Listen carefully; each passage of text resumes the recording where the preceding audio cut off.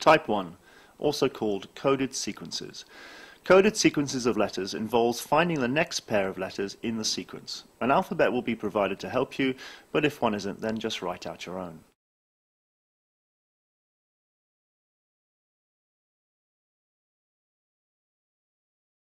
First example. You have 4 pairs of letters and you are required to find the next 2 pairs, CQ, DQ, EP, FP. First start by looking at the first letters of every pair. In this case, C, D, E and F. Use your alphabet to help you.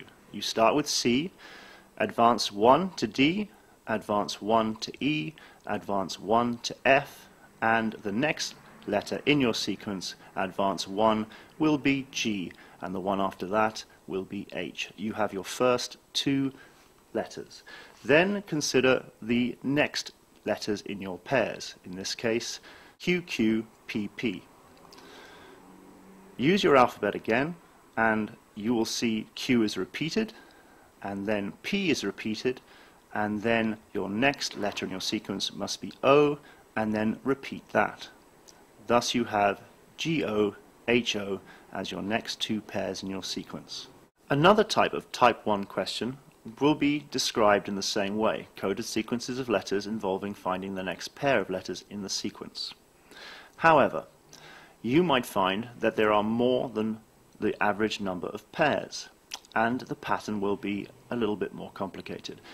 Start by again looking at the first letters in every pair. In this case, C, C, D, F, I, and M. Use your alphabet to help you find the sequence. In this case, C is repeated, or in other words, advances 0. From C to D, there is an advance of 1. From D to F, you advance 2. From F to I, you advance 3.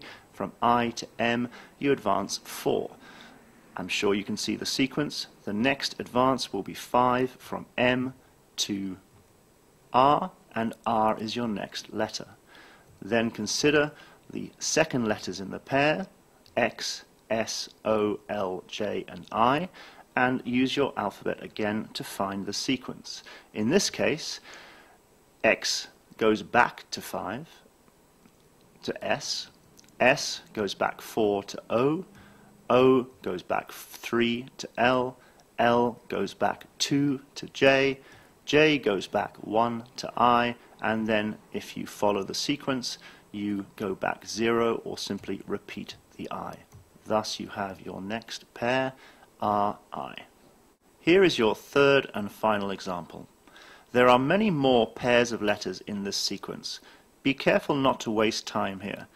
First, consider the method we used, looking at the first letter in every pair, S, J, Y, and G. Using your alphabet, you will quickly see that there is no discernible pattern when you jump from S to J to Y to G. So consider there might be 2 patterns within the same sequence of letters. The letter sequence that you're missing only works if you use every alternate pair. In this case, JP, GS, EW, DB. As you can see, you are jumping every second pair.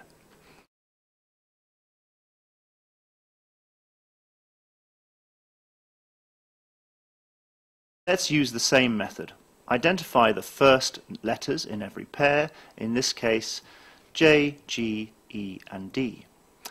J goes backwards 3 to G, G goes backwards 2 to E, E goes backwards 1 to D, so the next in your sequence will be backwards 0 or simply repeating the letter D. D is your next letter in your sequence. Then using the same method and your alphabet, P, S, W, B are the letters. Watch the pattern. P moves forward 3 to S, S moves forward 4 to W, W moves forward 5 to B. Now, as you can see at this point, you've gone off the end of the alphabet and back to the beginning. This will always happen when you move past Z or past A. Your next letter in your sequence will be 6 ahead from B 6 ahead takes you to I. I is the next letter in your sequence, so you have a pair DI.